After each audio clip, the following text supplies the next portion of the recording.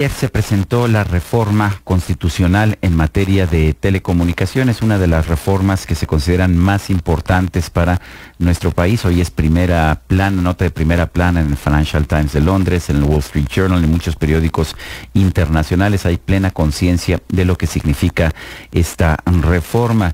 Y bueno, pues el funcionario que estuvo preparando textos, negociando, hablando con dirigentes de partidos políticos, poniendo los puntos sobre las íes, fue José Ignacio Peralta, fue presidente municipal de Colima, fue también Young Global Leader del Foro Económico Mundial de Davos, tiene una maestría en economía en la Universidad de Essex, allá en Inglaterra, 42 años de edad. José Ignacio Peralta, subsecretario de Comunicaciones de la Secretaría de Comunicaciones y Transportes, está en la línea telefónica. José Ignacio Nacho Peralta, buenos días, gracias por tomar esta llamada. Muchas gracias, Sergio, de verdad te agradezco muchísimo esta oportunidad de platicar contigo, con tu auditorio, de saludarte y de sobre todo pues tratar ese tema tan importante para México que dio ayer a conocer el señor presidente de la República. Al contrario, sabes que me ha interesado mucho ese tema. Platícanos en primer lugar, ¿cuáles son a tu juicio las partes más relevantes? ¿Cuál es el propósito de esta reforma? Bueno, en primer lugar, yo creo que hay que poner en contexto la importancia que tiene el sector de telecomunicaciones, un sector disfuncional como la propia OECD lo ha estimado. En México tiene un costo de 1.8% del PIB anual. Es un sector que en otros países donde han logrado penetrar banda ancha, han impulsado a través de esto de manera importante el Producto Interno Bruto. Y en México tenemos, yo diría, dos características fundamentales. Una es que el mercado está muy concentrado en pocas empresas y en segundo lugar que hay una alta litigiosidad, es decir, la aplicación de la política pública se dificulta cuando cualquier decisión que tome la autoridad es impugnada en tribunales y se tiene que resolver en largos plazos después de dirimir pues todo un juicio y un proceso judicial. Eso pues hace muy difícil que se cumpla pues con los programas y con las metas que se plantean en materia de política pública.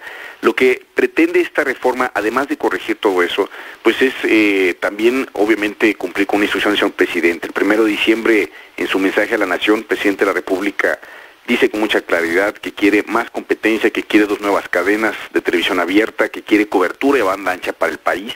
Después se firma el pacto y los 3 partidos políticos más grandes pues se ponen a trabajar en esta iniciativa de reforma, el PAN, el PRD y el PRI, y después se suma el Partido Verde Ecologista. Algo que no tiene precedente es lo que se hizo ayer, que el señor presidente entrega al Congreso de la Unión esta iniciativa de reforma, apoyado en el mismo acto y con la misma iniciativa, el mismo texto, por 4 partidos políticos, lo cual le da mucha fuerza, ¿no? Ahora, específicamente, ¿cómo vamos a resolver este problema y cómo vamos a profundizar el sector de telecomunicaciones, que es muy importante para una economía? Yo diría que la clave está en las modificaciones que se proponen en los artículos 6 y 7, que fortalece los derechos fundamentales de los mexicanos, el derecho a la información, el derecho a las tecnologías de la información y la comunicación, el derecho a la banda ancha, el derecho a la difusión, y a partir de estos derechos, pues el Estado se obliga a garantizarlos a través de la construcción de un andamiaje institucional que está ahí mismo en el texto de iniciativa de decreto, ¿no?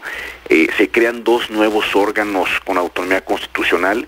Uno sustituye al actual COFETEL, será el Instituto Federal de Telecomunicaciones, y otro sustituye al actual COFECO, que será la Comisión Federal de Competencia Económica. Además, obliga que la Judicatura cree los tribunales especializados. Se define como único medio de impugnación el amparo indirecto, que no será suspendible. Se obliga también pues a tipificar los delitos especiales en materia de telecomunicaciones y competencia, y se genera una serie de instrucciones de regulación asimétrica que lo que pretende pues es emparejar la cancha, ¿no? Que los pequeños tengan cierta posibilidad de poder competir en una cancha que en este momento está muy concentrada en pocas manos, y que también las reglas entre los grandes jugadores, las grandes empresas, también se dé con reglas muy claras, ¿no? Al final de todo esto lo que queremos es transitar hacia más competencia y que derivada de la competencia se generen beneficios para los usuarios. Esta reforma va dirigida a los mexicanos, va dirigida a los ciudadanos, va dirigida a los usuarios, y queremos que se cumpla lo que ayer el señor presidente de la República decía, que era el ABC de las telecomunicaciones: asegurar cobertura, buenos precios y sobre todo pues mayor calidad en los servicios. José Ignacio, el día de ayer también el presidente decía que ya no se tomarán decisiones políticas, sino técnicas, todo será otorgado, todo será concesionado o verificado de manera técnica. Platícanos, por favor. Efectivamente, el que los órganos constitucionales tengan esta autonomía hace que las decisiones se vayan a tomar de manera absolutamente técnica, sin criterios de carácter político. Esto nos llevará a un uso mucho más adecuado, un uso óptimo de lo que es el espectro radioeléctrico, que es un bien escaso, que es un bien de la nación, que se requiere una gran responsabilidad para administrar este bien, este espectro radioeléctrico. La manera en la que se están definiendo los órganos constitucionales es muy innovadora. Se integrará una lista a través de un comité. Este comité está integrado por 3 personas, que es el gobernador del Banco de México, el responsable del INEGI y el responsable del INE, que finalmente quede definido. Y estas personas de esta lista que vaya a integrar el comité tendrán que hacer un examen.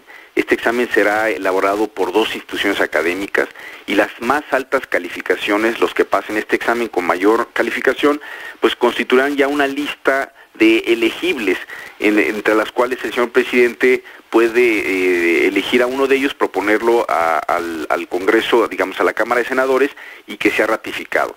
Esto trata de evitar pues la captura regulatoria, que nos genere mucha certidumbre de quiénes queden como responsables, y además se mete en la cláusula, una cláusula especial en el texto transitorio de la iniciativa de reforma, en donde los comisionados no podrán tener contacto informal con los regulados. Solamente podrá haber contacto público en presencia de otros comisionados y para asuntos específicos que son materia de su competencia. Es decir, si un comisionado coincide en una boda, coincide en el avión, en un viaje, o coincide en un restaurante con un regulado, alguien se va a tener que parar y retirar, porque no puede haber ese tipo de contacto. Esto es un tema que pasa en otros países y que es muy común, no en México, pero sí en otros países, ver que de repente alguien se levanta de la mesa y se va porque la ley le prohíbe tener algún tipo de contacto informal en ese sentido. José Ignacio, ¿hay apertura a la inversión extranjera en telecomunicaciones y en radiodifusión? Esto es en radio y televisión, a 49% en radiodifusión, a 100% en telecomunicaciones. Entiendo que esto incrementa la competencia y es un punto con el que yo siempre he estado de acuerdo, pero hay quien dice que es una apertura unilateral. Nuestras empresas no pueden invertir de esta forma, por ejemplo, en Estados Unidos. ¿Qué opinas?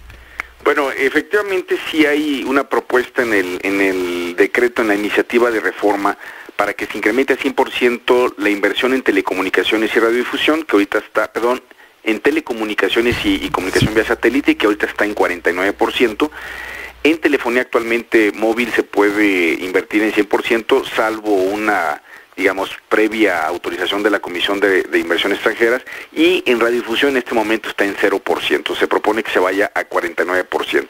Aquí el tema de la reciprocidad, pues es un tema que tiene que ver más con el hecho de que se proteja a los consumidores. Lo que nosotros queremos es que haya competencia en México, que haya condiciones para que los inversionistas extranjeros también puedan participar en estos sectores, y que a través de esa nueva fuente de financiamiento, de esos nuevos jugadores, de esa mayor competencia, pues pueda haber finalmente un efecto positivo en lo que viene siendo precio y calidad para los usuarios. Si un inversionista de un país, el que sea, digamos Finlandia, quiere invertir en México y eso y genera competencia en México, bueno, pues eso es positivo para los usuarios mexicanos, independientemente de lo que esté pasando en los mercados finlandeses. Oye, decías hace unos momentos que habrá el beneficio real, el objetivo que se está buscando es el beneficio para los usuarios. ¿Esto qué significa en ya materia tangible? ¿Más canales de televisión, más telefonía, más estaciones de radio? ¿Esto es a lo que se refiere con más competencia? Sí, efectivamente, que haya pluralidad, que haya alternativas, que haya posibilidades de que un usuario esté siendo usuario, la redundancia, que un ciudadano esté haciendo uso, digamos, de un servicio de telecomunicaciones, y que este servicio, si no le satisface, si no es de calidad, si considera que por lo que está pagando no está recibiendo los servicios que él requiere, bueno, pues que haya alternativa para poder contratar los servicios de otra empresa y que este mecanismo genere realmente la competencia. Las empresas deberán de ser muy cuidadosas, de dar realmente atención a los usuarios, de dar buenos servicios para evitar perder los clientes.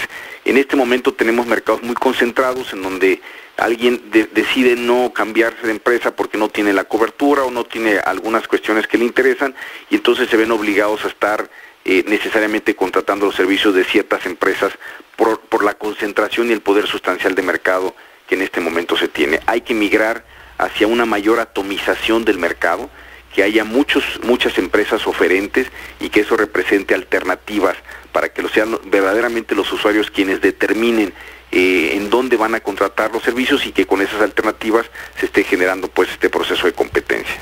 En esta iniciativa se incluyen dos obligatoriedades, la del must carry y el must offer de televisión abierta para que sea llevada por sistemas de paga. Esta es gratuita, pero no en todos los casos y además se plantea que puede terminar una vez que haya condiciones de competencia. Cuéntame, ¿qué fue lo que se consideró para pues establecer estas reglas que son quizás un poco complejas?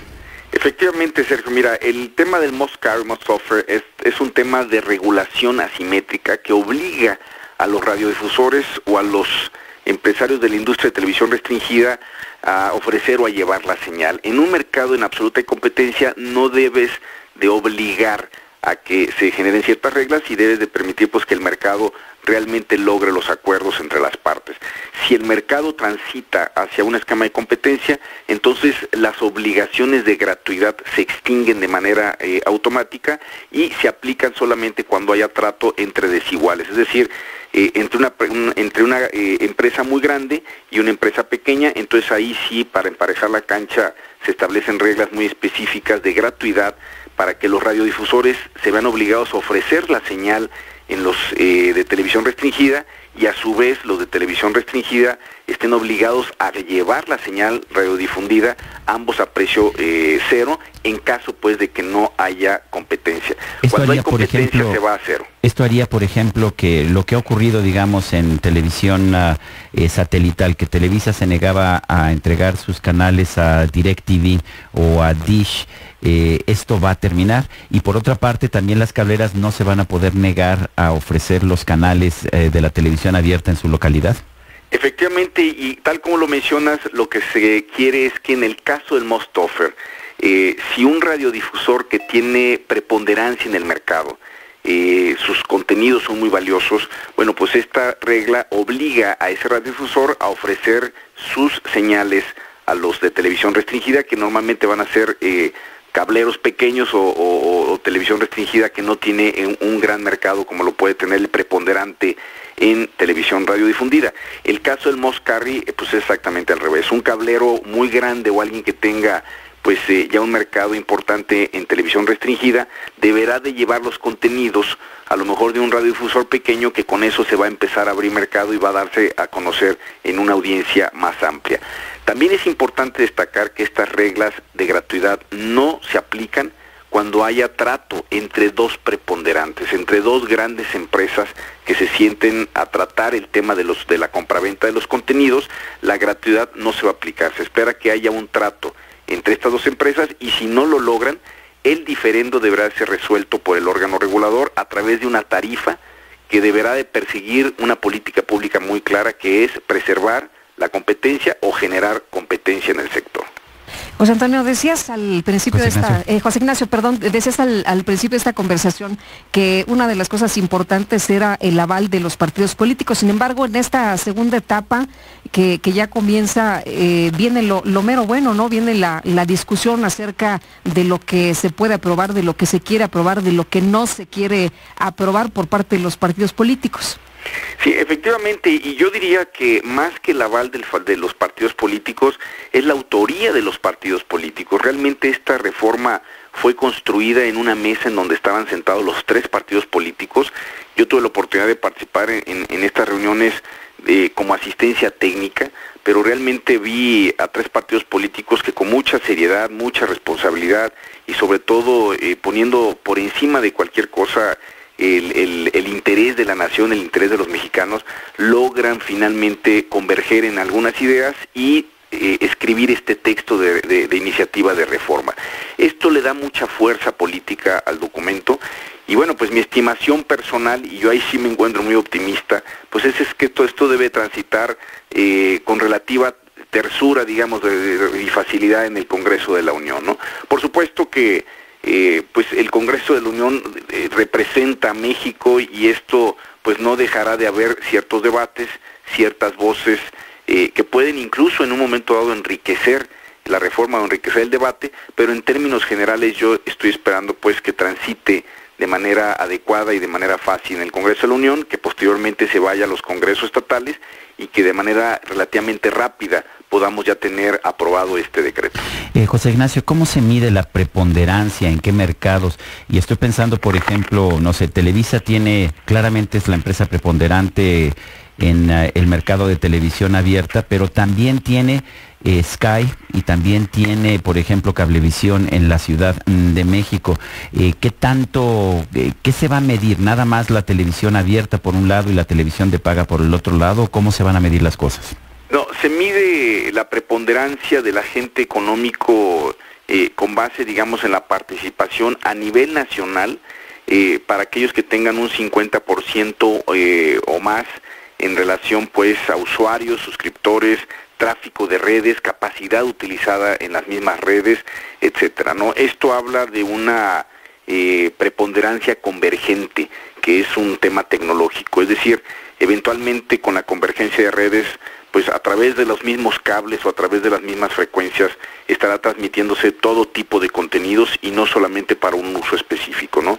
Eso quiere decir que es importante medir la preponderancia en todos los segmentos del sector de telecomunicaciones y de radiodifusión y pues sí, precisamente hace esta convergencia. Esto también lo reconoce pues el nuevo régimen de concesiones que se propone. Eso es lo que vi, que las concesiones serían ya para cualquier cosa que la tecnología o la inversión te pudiera permitir. Efectivamente, las concesiones deberán de transitar hacia un régimen de concesión única. En este momento, quien pida una concesión para un servicio específico debe de dar ese servicio específico, ¿no? En el futuro, una vez que se dé la concesión única, pues a través de las redes podrá dar todos los servicios de telecomunicaciones que sean posibles o que quiera o que el mercado así lo señale y la concesión pues lo permitirá. Lo que sí es importante decir es que los actuales concesionarios que quieran transitar hacia una concesión única pues deberán de solicitarlo, pero deberán de cumplir una serie de requisitos que el órgano regulador va a imponer, cuidando siempre que haya competencia. Esto de manera específica se aplica cuando un jugador que tiene preponderancia, que es un agente económico preponderante, quiere transitar hacia el régimen de concesión única, bueno, pues habrá que poner especial cuidado por parte del órgano regulador para que se le autorice esto cumpliendo ciertos requisitos de regulación asimétrica y sobre todo que no afecte las condiciones de competencia en el mercado. José Ignacio Peralta, subsecretario de Comunicaciones de la Secretaría de Comunicaciones y Transportes, gracias por tomar esta llamada. Muchísimas gracias, Sergio, te agradezco muchísimo esta oportunidad y sobre todo nos quedamos al pendiente por si fuera necesario más adelante, pues seguir informando, aclarando dudas y profundizando en el estudio de esta importantísima Yo creo que sí lo haré, José Ignacio. Ayer me leí toda la iniciativa con todos sus transitorios y tengo una lista de por lo menos 45 preguntas, pero ya las iremos haciendo poco a poco. Con muchísimo gusto, mi estimado Sergio, estaremos al pendiente. Eso.